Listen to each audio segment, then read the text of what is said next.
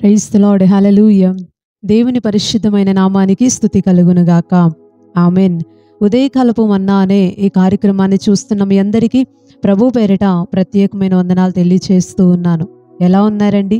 దేవుని మహా గొప్ప కృపలో మీరు మీ కుటుంబాలు క్షేమంగా ఉన్నాయి అని తలుస్తూ మీకోసం అనుదినం ప్రార్థన చేస్తూ ఉన్నాం.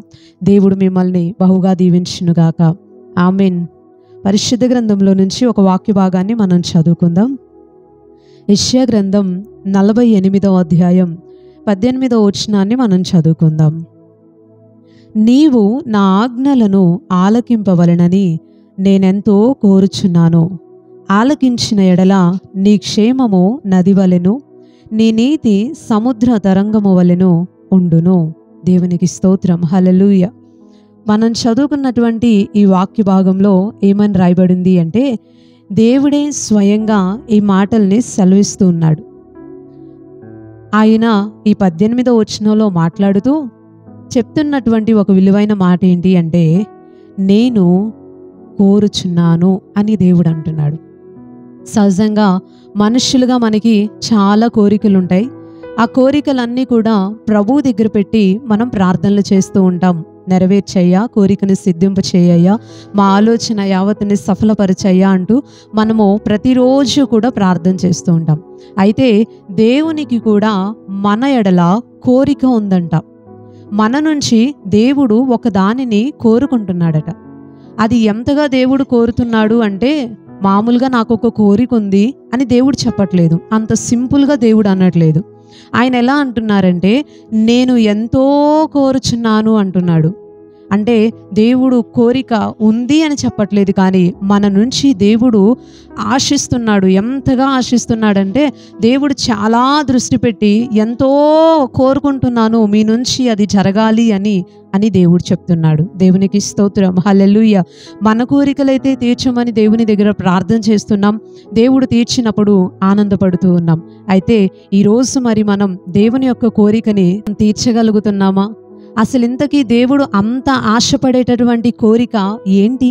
ఏం ఆశిస్తున్నాడు ఆయన అంటే, నీవు నా ఆజ్ఞలను ఆలకించాలి అని నేనెంతో కోరుకుంటున్నాను అని దేవుడు అంటున్నాడు. దేవుడు మన నుంచి ఆశించేది ఏంటి అంటే, ఆయన ఏం కోరుకుంటున్నాడు అంటే, దేవుని యొక్క ఆజ్ఞలని మనము ఆలకించాలి అని ఆయన కోరుకుంటున్నాడట. ఆజ్ఞలు పరిశుద్ధ గ్రంథంలో దేవుడు మన కొరకు చాలా ఆజ్ఞల్ని ఇచ్చాడు. మనకి ప్రస్తుతానికి పాత నిబంధనలో 10 ఆజ్ఞలు ప్రాముఖ్యంగా మనకు కనబడుతూ ఉంటాయి. అవే 10 ఆజ్ఞలు క్రొత్త నిబంధనలోకి వచ్చేసరికి యేసుక్రీస్తు వారు 2 ఆజ్ఞల కింద మార్చిన సందర్భం కూడా మనకి కనిపిస్తూ ఉంటుంది. టోటల్గా బైబిల్ గ్రంథంలో దేవుడు ఆజ్ఞ అంటే ఏమీ లేదు. మనం ఏం చేయాలి, ఏం చూడాలి, ఎక్కడికి వెళ్ళాలి, ఎలా జీవించాలి, ఎలాంటి క్వాలిటీస్ కలిగి ఉండాలి అనేది దేవుడు మన కోసం కొన్ని నియమ నిబంధనల్ని ఏర్పాటు చేసి పెట్టాడు. ఇది చెయ్యాలి అని దేవుడు మనకి ఆజ్ఞ జారీ చేశాడు. ఇది చూడకూడదు, నా బిడ్డలుగా మీరు ఇలాగ బ్రతకాలి అని దేవుడు కొన్ని ఆజ్ఞల్ని మన కోసం ఇచ్చాడు. అవన్నీ కూడా మనము ఆలకించాలి అని, ఆ ఆజ్ఞలని పాటించాలి అని, ఆ ఆజ్ఞల ప్రకారం మనం నడుచుకోవాలి అని దేవుడు మన నుంచి ఎంతో కోరుకుంటున్నాడట. దేవునికి స్తోత్రం. హల్లెలూయా. సహజంగా దేవుని నమ్ముకున్న బిడ్డలందరూ చెప్పేటటువంటి మాట ఏంటి అనంటే, నాకు దేవుడు అంటే చాలా ఇష్టం అండి, నేను దేవునిని చాలా ప్రేమిస్తున్నానండి, అందుకే నేను కానుకిస్తున్నాను, అందుకే నేను పరిచర్య చేస్తున్నాను, అందుకే నేను ప్రార్థనలకు వెళ్తున్నాను, అందుకే నేను దేవుని పని ఏదన్నా సరే ప్రతి దాంట్లో కూడా నా వంతు సహాయం నేను చేయగలిగింది ఏదో ఒకటి చేస్తూనే ఉన్నాను అని చాలామంది చెప్తూ ఉంటారు. నిజానికి దేవునిని ప్రేమించేటటువంటి విషయాలలో ఇవన్నీ కూడా భాగాలు అయినప్పటికీ కూడా, నిజంగా ఒక వ్యక్తి దేవునిని ప్రేమించటము అంటే ఏంటో బైబిల్ గ్రంథం మనకి చాలా స్పష్టంగా తెలియచెప్పింది. ఏం చెప్తున్నారు ఇంతకీ బైబిల్ గ్రంథంలో అంటే, ఒక వ్యక్తి దేవుణ్ణి ప్రేమిస్తున్నాడు అని రుజువు చేయబడటానికి ఆ వ్యక్తి ఒకటి చేస్తాడంట. ఏంటది అంటే, 1 యోహాను పత్రిక 5వ అధ్యాయం 3వ వచనంలో మనకి ఇలా కనిపిస్తుంది చూడండి. మనము ఆయన ఆజ్ఞలను గైకొనుటయే దేవుని ప్రేమించుట. దేవునికి స్తోత్రం. హల్లెలూయా. ఒక వ్యక్తి దేవుణ్ణి ప్రేమిస్తున్నారు అంటే ఆ వ్యక్తి ఏం చేస్తారంటండి, దేవుని యొక్క ఆజ్ఞలని గైకొంటారంట. ఈరోజు చాలా మంది ప్రజలు దేవుణ్ణి ప్రేమిస్తున్నామని చెప్పుకుంటూ పైన కనబడేటటువంటి వాటిని చేసుకుంటా వెళ్ళిపోతున్నారు. దేవుడు ఏం కోరుకుంటున్నాడో అది చేయకుండా మిగతావన్నీ కూడా చేసుకుంటా వెళ్ళిపోతున్నారు. దేవుడు ఏం ఆశిస్తున్నాడో అసలుది చేయకుండా మిగతాది సైడ్ వర్క్స్ అన్నీ కూడా చేసుకుంటా వెళ్తూ ఇదే దేవుణ్ణి ప్రేమించడం అంటే నేను దేవుడికి చాలా ప్రాముఖ్యత ఇస్తున్నాను, దేవుడికి చాలా ప్రథమ స్థానం ఇస్తున్నాను అనుకుంటూ వారి జీవితాన్ని, వారి సమయాన్ని అలా గడుపుతూ ముందుకెళ్ళిపోతున్నారు. కానీ నిజానికి ఒక వ్యక్తి దేవుణ్ణి ప్రేమించటము అంటే దేవుడు ఇచ్చినటువంటి ప్రతి ఆజ్ఞని కూడా గైకొనటం అనే అర్థం. దేవునికి స్తోత్రం, హల్లెలూయా. యోహాను సువార్త 14వ అధ్యాయం 23 ఆ వచనాల్లో కూడా మనకి కనిపిస్తూ ఉంటది. ఒకళ్ళు నన్ను ప్రేమిస్తున్నారు అంటే నా ఆజ్ఞల్ని వారు గైకొంటారు అని యేసు ప్రభువు వారే స్వయంగా చెప్పారు. ఈరోజు మనందరం కూడా ఈ మాటల ద్వారా తెలుసుకుంటున్న విషయం ఏంటి అంటే మనము దేవుని ఆజ్ఞలని గైకొనాలి. అలా గైకొనటం దేవునిని ప్రేమించటం.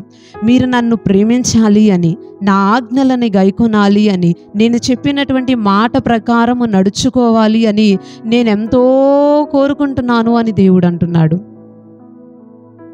ఈరోజు దేవుని మాటలు వింటున్న ప్రియ దేవుని బిడ్డ, ఒక ప్రశ్న ఈ వాక్యాన్ని ఆధారంగా చేసుకొని సూటిగా అడుగుతున్నాను. దేవుని ఆజ్ఞలని గైకొంటున్నారా? దేవుని కోరికని తీర్చగలుగుతున్నారా?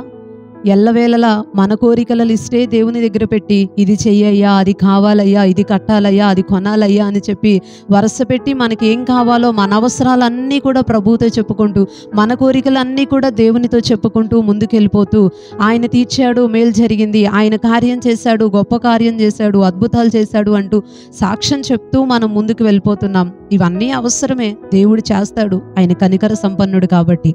ఓకే, బానే ఉంది. కానీ మరి దేవుని కోరిక సంగతి ఏంటి? ఆయన కోరికని ఎవరు తీరుస్తారు? ఆయన ఆశించినట్లుగా ఎవరుంటారు? మనం ఉండాలి.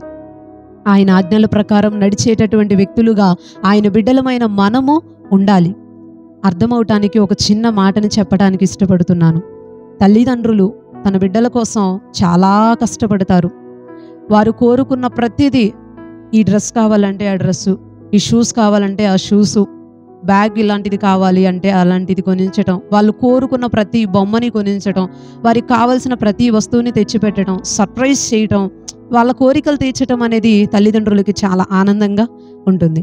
అదే పిల్లలు ఎదిగి పెద్దయిన తర్వాత ఒక మంచి స్థాయిలోనికి వచ్చాక వారి చేతులను కొద్దిగా సంపాదించేటటువంటి ₹1 వచ్చిన తర్వాత ఆ డబ్బుల్ని పెట్టి తల్లిదండ్రులకి ఏమి ఇష్టమో అది తీసుకొచ్చిస్తే ఆ తల్లిదండ్రులకు ఎంత ఆనందంగా ఉంటుందండి? చాలా ఆనందంగా ఉంటుంది. తల్లిదండ్రులుగా ఉన్నవారికి తమ బిడ్డలు ఏమైనా తెచ్చిస్తున్నప్పుడు, వాళ్ళకి ఏదన్నా గిఫ్ట్లు ఇస్తున్నప్పుడు, వాళ్ళకి ఏదన్నా సర్ప్రైజ్ చేస్తున్నప్పుడు ఆ తల్లిదండ్రుల కళ్ళల్లో కనపడేటటువంటి ఆ ఆనందం అనేది, వారి ముఖంలో కనపడేటటువంటి ఆ చిరునవ్వు అనేది ఎంత వెలపెట్టినా కూడా చాలా తక్కువే కదా. చాలా సంతోషంగా ఉంటుంది. అదేంటి, చిన్నప్పుడు వారి కోరికలు తీర్చారు కదా, ఇప్పటికీ తల్లిదండ్రులు కాబట్టి, వారు మనకి పుట్టారు కాబట్టి వారి కోరికలు మనమే తీర్చాలి అని అనుకుంటే మరి తల్లిదండ్రులకు ఉన్నటువంటి కోరికల్ని ఎవరు తీరుస్తారు? ఎదిగిన తర్వాత, చేయగలిగిన స్థితిలోనికి వచ్చిన తర్వాత పిల్లలే తల్లిదండ్రుల కోరికల్ని తీర్చాలి. అలాగే దేవుడు కూడా మనకి ఏం అవసరమో, ఎప్పుడు అవసరమో అవన్నీ కూడా ఇస్తూనే వస్తున్నాడు. కానీ ఎల్లవేళలా మనము కోరినట్టే మనం వరుస పెట్టి దేవుని దగ్గర నుంచి అడిగి పొందుకుంటా ఉంటే మరి దేవుని కోరికని మనం ఎప్పుడు తీరుస్తాం? ఆయన కోరికల్ని ఎప్పుడు నెరవేరుస్తాం? ఒక వయస్సులోనికి వచ్చాక, విశ్వాసంలో వృద్ధి చెందిన తర్వాత, భక్తి జీవితంలో స్థిరపరచబడిన తర్వాత, దేవుని ప్రేమ రుచి ఎరిగిన తర్వాత, మనమంటూ చేయగలిగిన వయసులోనికి వచ్చినప్పుడు దేవుడు కోరుకున్నట్టుగా దేవుని ఆజ్ఞలను పాటించి మనము దేవునిని సంతోషపరచటం అనేది ఎంత ఆనందాన్ని మనకి కలుగచేస్తుంది, అలాగే దేవుణ్ణి ఎంత సంతోషపెడుతుందండి. దేవునికి స్తోత్రం, హల్లెలూయా. అలా కనుక చేస్తే అట మన జీవితంలో గొప్ప కార్యాలు జరుగుతాయట. మనం చదువుకున్న వచనంలోనే ఆ మాట కూడా చెప్పేశారు.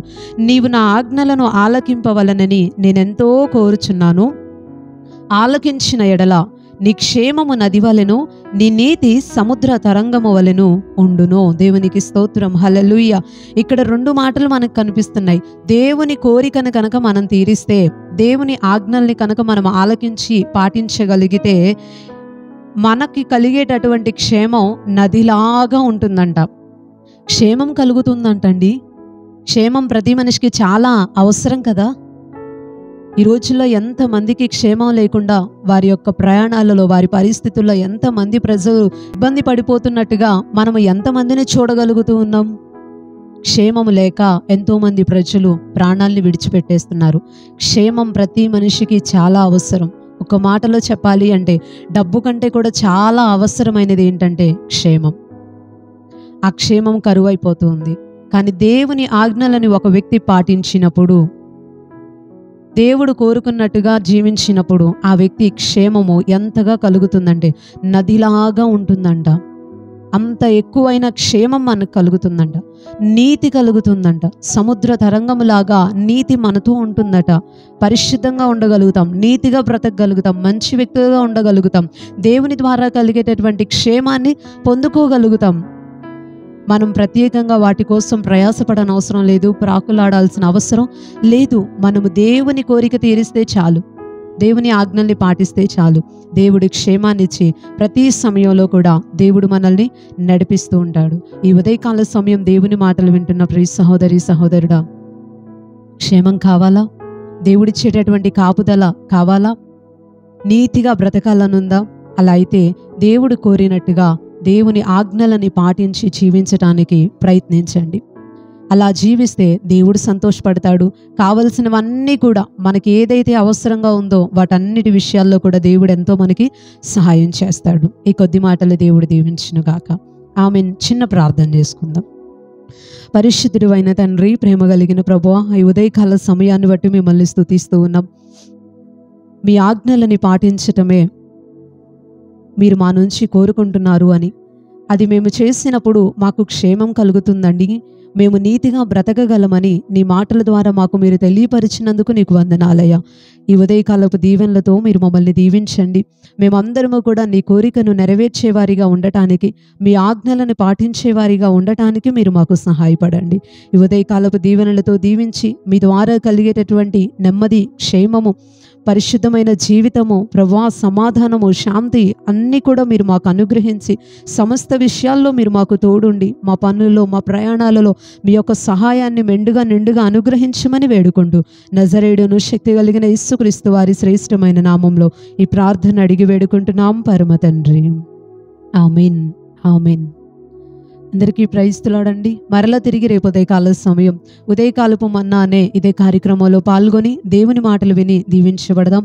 అప్పుడు వరకు దేవుని యొక్క మహా గొప్ప కృప మనందరికీ తోడైండునుగాక. ఆమేన్. Praise lord.